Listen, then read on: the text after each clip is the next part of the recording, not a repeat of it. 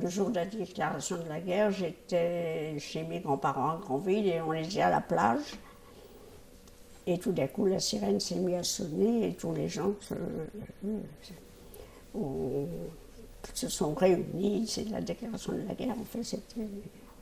Et bien, on voyait tous les gens du Nord passer parce qu'à partir du mois de mai, on a eu les Belges qui sont arrivés. On voyait que des voitures avec des matelas sur le toit.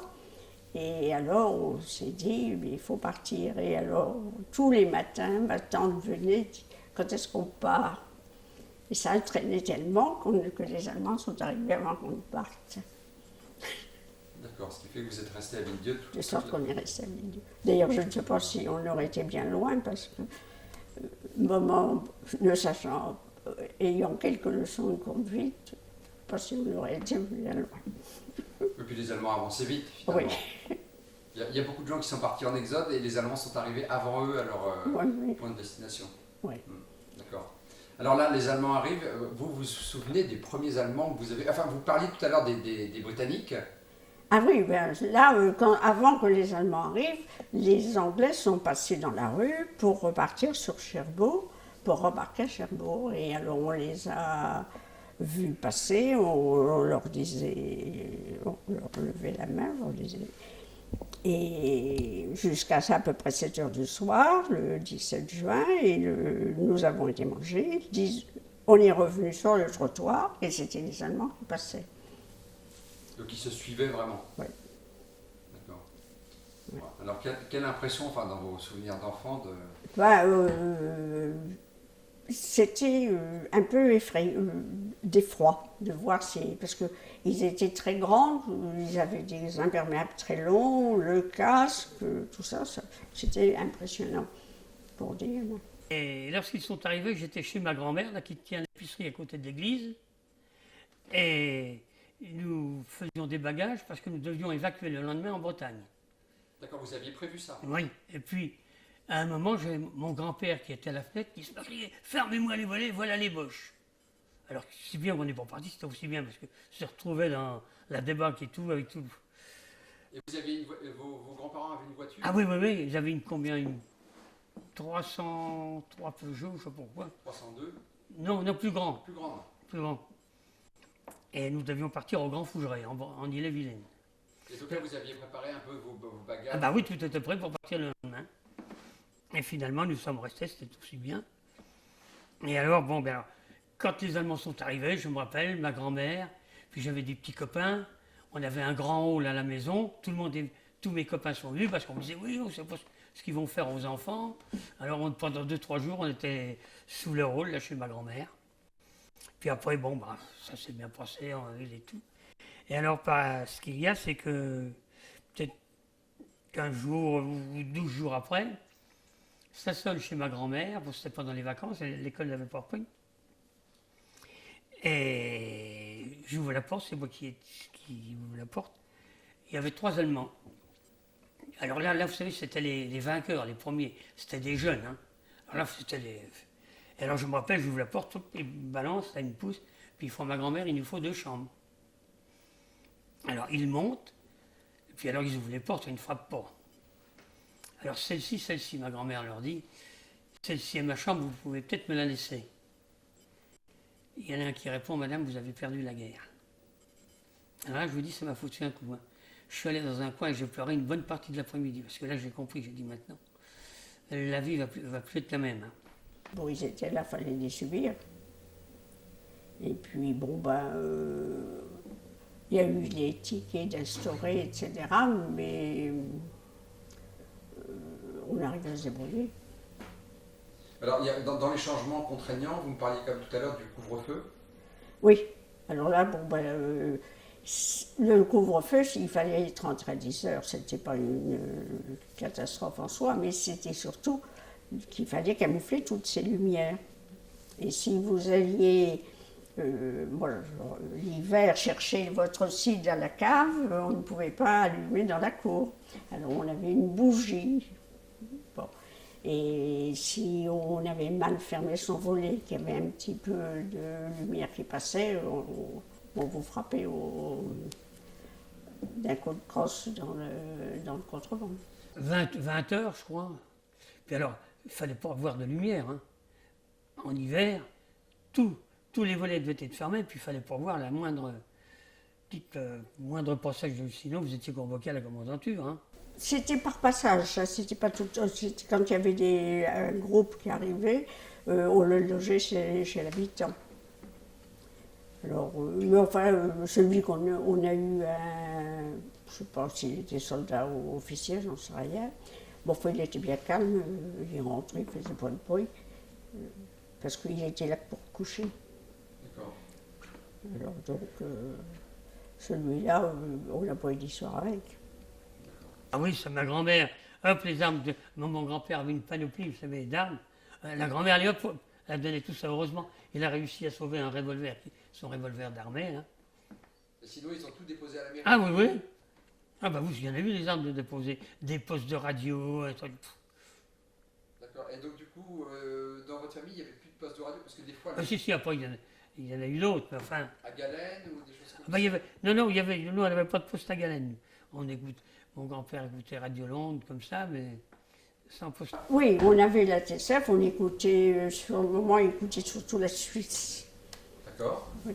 Alors donc, mais qu'on écoutait tout le temps, mais on mettait tout bas pour ne pas qu'on nous entende.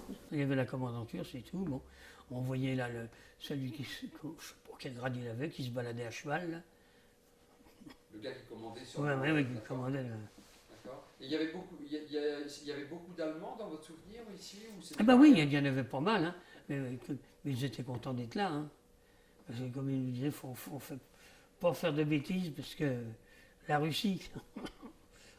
Alors, parce qu'il y avait beaucoup de sports, les Allemands venaient beaucoup, ça venait de partout. Là. Sur le stade, nous on allait de temps en temps jouer, hop, on arrivait.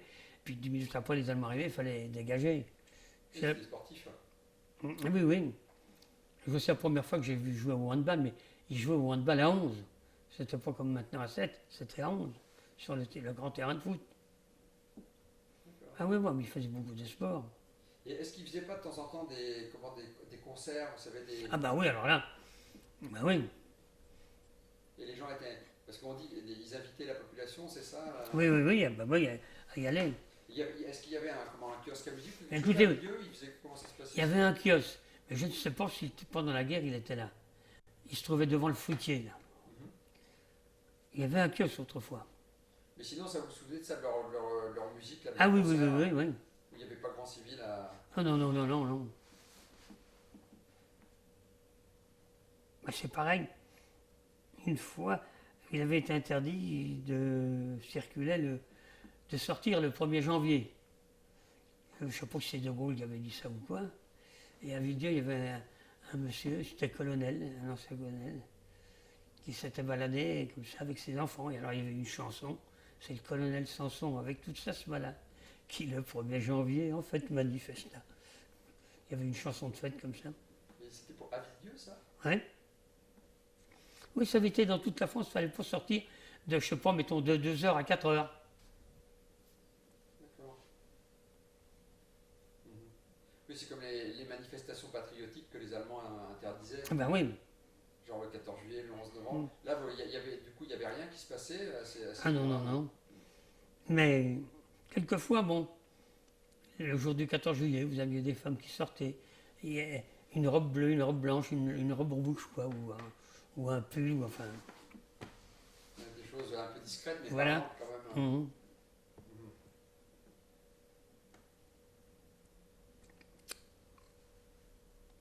Mais ce qu'il y a, par exemple, pour nous, on était gamins, bon, nous, on sortait pas le soir. Mais c'était pour les jeunes de 18, 19 ans. Bon, vous en aviez quand même qui arrivaient à sortir parce qu'à midi, on a les cours. Alors, ils se retrouvaient là-dedans, les Allemands ne pouvaient pas. Ouais, c'était un peu compliqué. Ils venaient dans une cour, ils arrivaient à passer dans une autre. Il fallait voir les gens qui venaient, comme vous disiez, enfin, un peu partout. Villedieu, capitale du marché noir, vous savez, les gens descendaient, repartaient avec du beurre, ils en avaient du beurre. Parce qu'il y avait aussi, c'était à la campagne, il y avait aussi la voie ferrée. C'est pour ça que c'était. Non, moi, on avait le train. Ah oui, c'est ça. Donc, Alors, les gens descendaient avec des valises vides et puis repartaient. Il ne fallait pas se faire prendre. Hein. Non. Mais alors là, pour les envois, parce que oui, j'ai entendu ça, que les gens envoyaient même de la viande et du Ah oui, beurre. oui, oui. Et du On beurre envoyait par de la poste. viande et du beurre par la poste, même. Et vous, Et on savait, on a été au courant qu'on avait volé des tickets de pain à la Colombe, le déraillement, il y a eu un déraillement au pont des Libelles, là. Puis il y en a eu un du côté de Sainte-Cécile. Enfin, il y a eu plusieurs fois où le train a déraillé, donc on savait que c'était pas comme ça que ça se produisait. On ne savait pas qui faisait, mais on était au courant du fait accompli. donc, d'accord, donc vous saviez qu'il y avait des actions Oui. de sabotage. Oui, on le savait. Et il n'y a pas eu de représailles par rapport à ça à Villedieu, dans vos souvenirs, hein. Eh ben, il y a eu, pas des représailles si vous voulez, mais il y a eu des gens qui ont été arrêtés. Là, après à la Colombe, où on a volé les tickets de pain, etc. Vous avez eu un groupe, Monsieur Le Lézard a été arrêté là, dans un café et emmenant à Saint-Lô. Et il y en a eu plusieurs Pennec enfin, qui ont été internés. Il avait 18 ans, Il s'appelait comment? Bernard de Roise. Il avait 18 ans et il avait un poste émetteur dans le bois de la Lande des Roues. Et il venait souvent chez ma mère. Donc le soir, un soir, il était à la maison, il est reparti à Villedieu. Et là, il a été capturé à Villedieu. Capturé par qui? Par les Allemands, par la, Gestapo? la Gestapo, quoi. Et puis là, à la prison de Saint-Lô. Résister, ou est-ce qu'il y avait des sabotages? Ah non. Ah oui, il y avait quelques sabotages, oui. Oui, puis alors, ce qu'il y a, c'est qu'il y avait des gens aussi, à la fin, qui étaient réquisitionnés pour aller garder les lignes. D'accord, oui. La nuit, il fallait aller garder les lignes. Ouais, pour éviter les sabotages. Ouais. D'accord. D'accord. Et là, on parlait tout à l'heure de gens qui ont été arrêtés là, dans les résistants. Il y en a eu donc, qui ont été arrêtés. Ça vous... Ouais, moi, je les connaissais, là. C'était des jeunes qui avaient, bon, 5, 6 ans de plus que moi. Hein, Mais ils ont été dénoncés. D'accord. Et donc ceux-là, il y en a plusieurs là, qui sont... Ah oui, il y en a 3 ou 4 qui sont morts. Hein. Pennec, Devrois, je sais plus lesquels. Oh, je crois que c'est le seul qui soit... Le Lézan, je crois que c'est le seul de Villedieu qui soit revenu vivant. Hein. Vous espériez un débarquement? Est-ce que c'était quelque Ah ben, chose... on attendait que ça. Tout au moins à partir de 1944. Il fallait bien que ça se termine un jour. Hein. Mais on mettait toujours le débarquement dans le Pas-de-Calais où jamais on aurait dit que c'était à la Manche. On disait, vous débarquez. Et est-ce qu'il y a eu des signes avant-coureurs que quelque chose se préparait justement au printemps 44? Ben, il y a eu des bombardements de plus en plus, de temps en temps, des mitraillages, etc.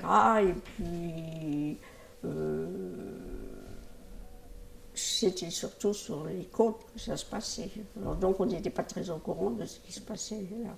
D'accord, mais vous voyez des avions passer? Mais on voyait des avions passer, ça. Ou ça a été c'est la veille, dans la nuit du 5 au 6, là où on a été réveillés par les avions.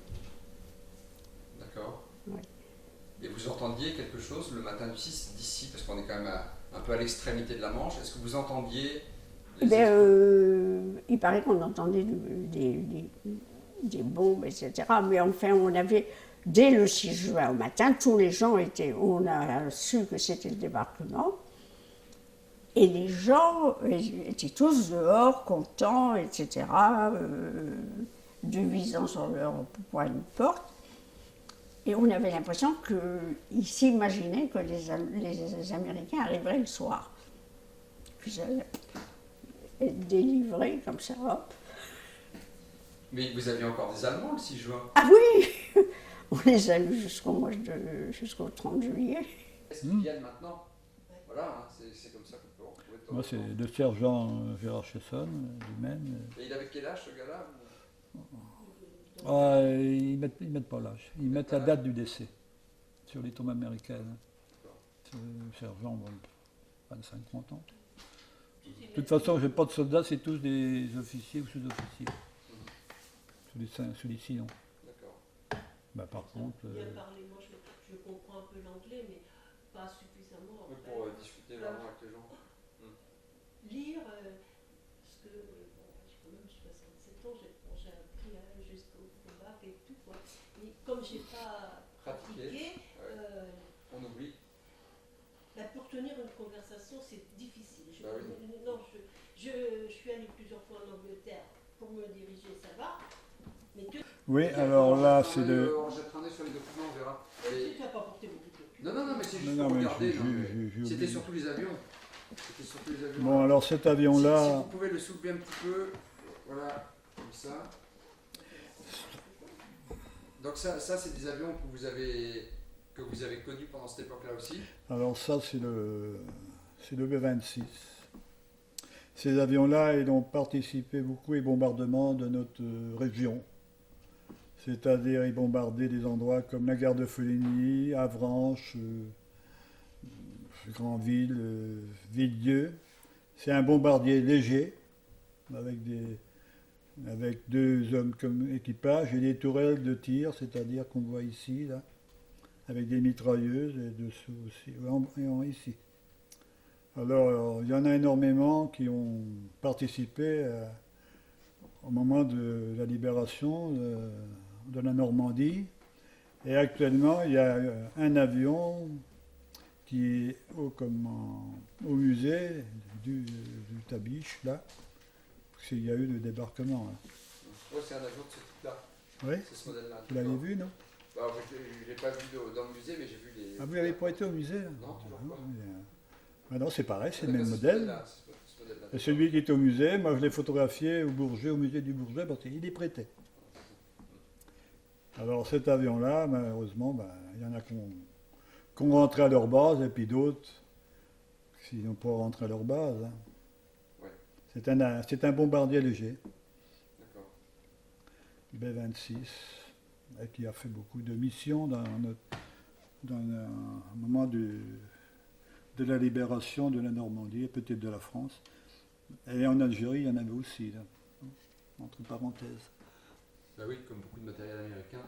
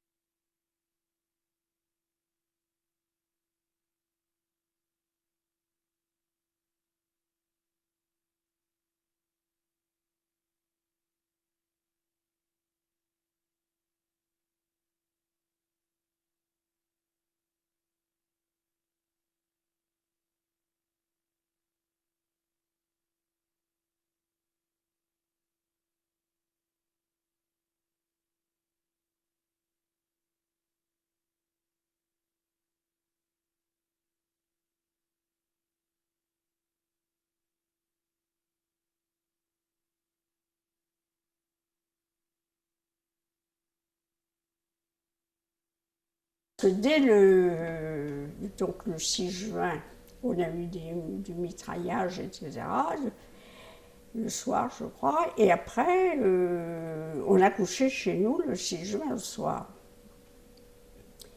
Et le 7 juin, on a commencé à recoucher, mais dans la nuit, on s'est fait bombarder, il y a eu des bombes. Et alors là, tout le monde est descendu.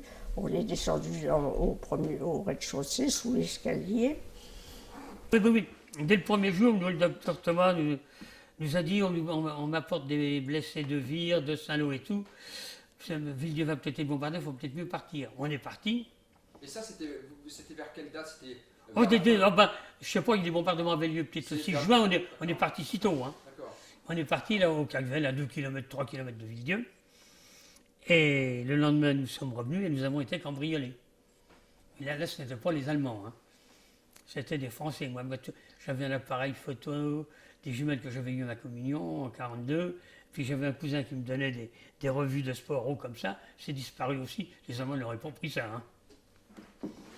Et puis alors, bon, alors nous étions réfugiés là-bas. Par moments, nous vivions dans les tranchées, surtout lorsqu'il y avait les combats d'avions.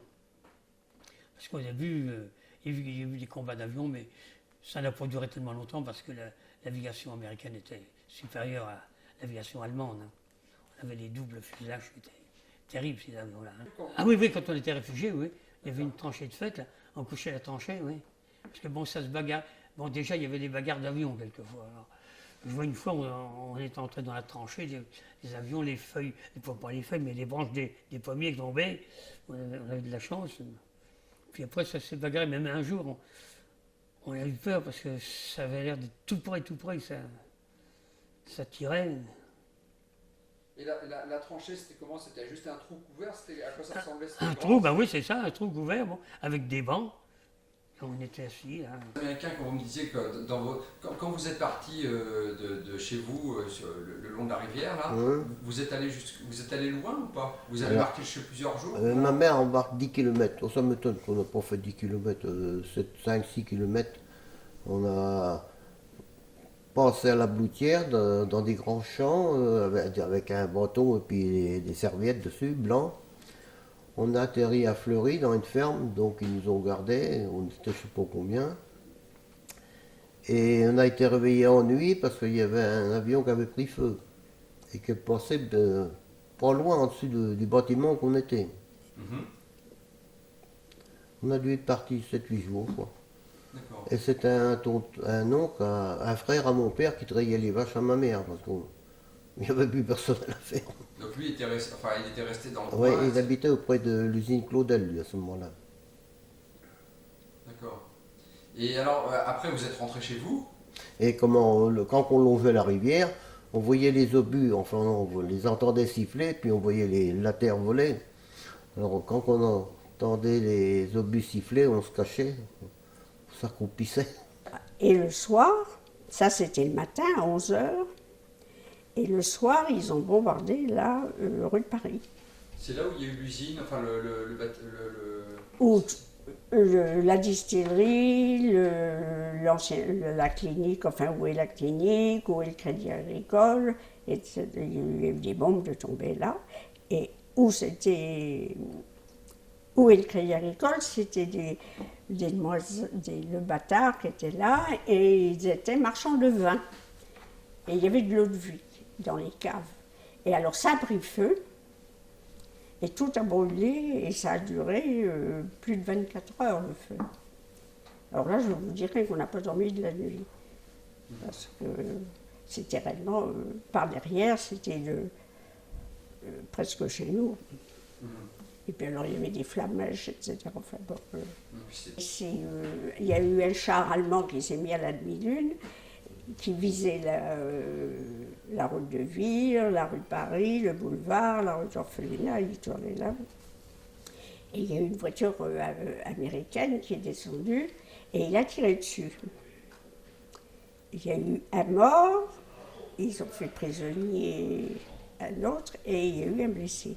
Et à ce moment-là, il y avait eu une dame qui logeait autrefois chez les Louis, donc, qui avait été réquisitionnée, donc elle était venue habiter la maison qui fait l'angle du boulevard et de la rue de l'Orphelinat, et qui était toute seule là, elle était restée. Et elle est sortie et elle a été secourir le blessé. Et elle a appelé à l'aide, naturellement, la pauvre femme, elle ne pouvait pas faire ça toute seule, Monsieur Hancock, qui était directeur, enfin qui avait le directeur du garage Renault, qui est toujours à la même place d'ailleurs. Donc ce monsieur Hancock, qui était notre locataire, est venu chercher papa et lui a dit allez, il faut dégager le blessé. Donc ils ont été dégagés le blessé, qu'ils ont emmené à l'orphelinat. Donc ça c'était à 11h. L'après-midi, mon père et M. Hancock et mon oncle se sont retrouvés chez Madame Bonneterre pour voir comment elle allait, la pauvre femme. Et est arrivée une Jeep, non, une Buick américaine, où il y avait un officiel américain et son chauffeur. Et là, il s'est arrêté, voyant des gens, et il leur a dit, est-ce qu'il y a des Allemands vieux? Et mon oncle leur a répondu, non, il n'y a plus d'Allemands. Votre oncle s'appelait comment? Comment? Le nom de votre oncle? Marcel Lemonnier. Alors il lui a dit, bon, ben, vous montez avec moi dans la voiture et on va faire le tour de Villieu.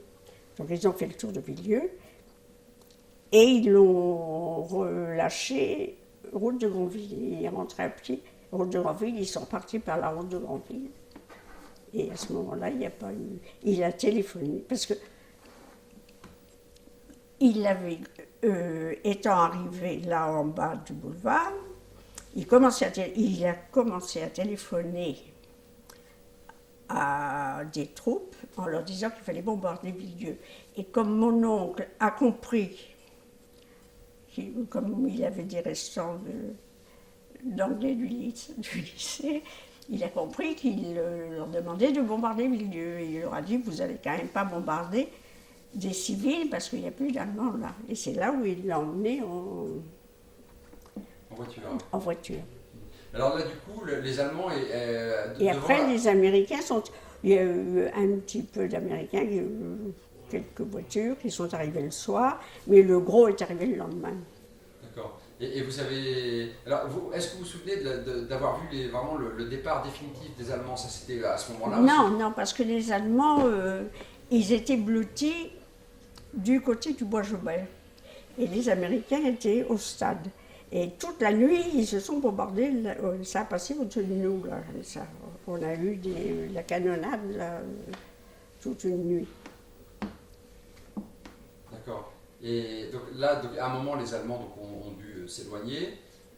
Ah bah, ils sont partis. Aux prisonniers, voilà. Et alors donc là, est-ce que vous vous rappelez, et vous me disiez donc c'est plutôt le 2 que vraiment les Américains sont rentrés. Est-ce que vous vous rappelez de cette journée-là? Eh bien, écoutez, on était sur le trottoir. Je crois qu'on a passé une journée sur le trottoir. Puis ils nous ont lancé du chocolat, des bonbons. Et puis voilà, ça n'a pas été. Et après, il y en a eu une voiture, là, un convoi de voitures de la Croix-Rouge qui a stationné dans la rue. Et alors, donc, on a parlé avec eux, et c'est là où la photo a été prise, où on leur a offert le site Boucher. Non, mais quand les Américains sont arrivés, on était soulagés. Hein. Oh là là, ça passe. Et puis, heureux comme ça. Puis nous, comme on n'avait pas été bombardés, bon, alors, les gens, bon, c'est pas comme les villes de Saint-Lô, Coutançou avant, bon, où les gens ont été contents d'être libérés, mais malheureusement, leur habitation. Ouais, ou leur famille, même des fois. Ah oui. Vous avez découvert jour après jour, en fait. Ah ben, le bien-être des Américains, c'est sûr, c'est pour ça on leur doit beaucoup quelque chose maintenant. Hein. Que nous, les Allemands, bon, il y avait des bons Allemands, mais c'était pas pareil. Et puis, c'était quand même l'occupant, l'Allemand c'était l'occupant. Eh ben, c'était l'occupant qui avait tous les droits. Nous, on n'avait plus qu'à s'incliner, et puis on était pratiquement éliminés de notre société, si on peut dire. Il n'y avait plus de repères chez nous. On avait peur de tout. On n'avait plus le droit à la parole, puisqu'au fait, il y avait des résistances. Il y a des gens qui se vendaient, par exemple. Tandis que les Américains, c'était les bienvenus, c'était les grands amis, si on peut dire, et encore, ça restera toujours. C'est pour ça qu'on leur doit quelque chose encore aujourd'hui, les vétérans. On a tout découvert. Premièrement, on a beaucoup remarqué, ils nous ont donné du pain blanc. Le pain était d'une blancheur et excellent. Du pâté. On a vu des Américains qui ont été une demi-journée dans le village, là. Et ils nous ont donné quelques conserves, du pâté, qu'on découvrait ça, de toute façon, des conserves, on ne savait pas ce que c'était, mais des chewing-gums, des bonbons, et puis les Allemands ne nous avaient pas habitués à ça, au contraire. Hein. Et eux, c'était vraiment le bonheur d'avoir ces hommes-là autour de nous. Hein. C'était vraiment une grande joie. Hein. Et pour nous, on voyait que c'était des hommes qui venaient d'ailleurs, qui venaient d'un pays lointain, au fait. Et est-ce que les gens, est-ce qu'il y en a qui parlaient un peu français? Enfin, et comment les gens pouvaient baragouiner pour essayer de leur parler? Alors là, non, j'ai aucun souvenir de ce côté-là. Non, on se comprenait par geste, je pense. Sitôt la libération, vous aviez des gens, FFI, qui n'avaient pas fait plus de résistance que moi, mais qui se promenaient avec le brassard FFI. Oui, il y en avait partout. Oui, partout. Et alors du coup, puisque vous me parlez des résistants de la dernière heure, est-ce qu'il y a eu de l'épuration? Est-ce qu'il y a eu des femmes tondues ici? Ah oui, oui, oui, oui. Il y en a eu, oui. Absurde. Ils ont tendu. Il y avait 2 dames qui étaient épicières. Je ne sais pas pourquoi on les a tendues. Je ne sais pas, même pas. Même pas. Elles tenaient une petite épicerie. Je vois quand on allait à Saint-Joseph, on passait devant, mais elles avaient, je ne sais pas moi, je veux dire 75, 76, même peut-être plus. Ils les ont tendues. Ah oui, j'ai eu plusieurs femmes de tendues. Et des petits voisins à ma mère, là, il avait trouvé une mine. C'était après la guerre, ça. Ils s'amusaient à la rouler, ils l'ont roulé. Ils étaient 3, mais il y en a eu un de tué, l'autre sérieusement blessé. Oui, il y a eu beaucoup d'accidents après-guerre. Oh, bah, ouais, exactement. Nous, je ne sais pas comment ça nous a pas arrivé aussi, parce qu'on tirait les douilles pour avoir de la poudre, puis on faisait des... Des feux de Bengale, Voilà. vous dites tout à l'heure. Bon, ben, il y avait des cuves acides, hein, puis, parce que c'était une distillerie. Des cuves acides, et puis des cuves pour mettre les pommes. Alors, il y avait une grande cheminée aussi qui a été abattue. D'abord, on la voit encore sur le... Et bien après la guerre, enfin pas pendant la guerre, mais on a poussé tout ça dans des cuves, hein, les pierres, Tout ce qui traînait. tout ce qui traînait. Donc, je vous dis, avant, il y avait un char allemand. Ah oui, ça vous... Oui. Ouais, il y avait un char allemand. Les Allemands ils étaient prisonniers par les Américains et ils découpaient ce char-là au chalumeau. Et il restait un obus dedans. Et je me rappelle, au collège, les carreaux, ils ont tremblé. Parce que ça a sauté. Ben oui, ça a sauté. Et donc? Ben, il y a eu les 2 Allemands ont été tués sur le coup. Et moi, j'étais sur le siège de la faucheuse pour conduire les chevaux. Et mon journalier sur l'appareil émotionnel. Qu'à tout en coup, une des 2 juments se met à boiter. Au bout du sillon, il s'arrête. Et que trouve-t-on sous le sabot? Une grenade. Mon journalier l'enlève et l'envoie dans le fossé. Nous l'avons échappé belle.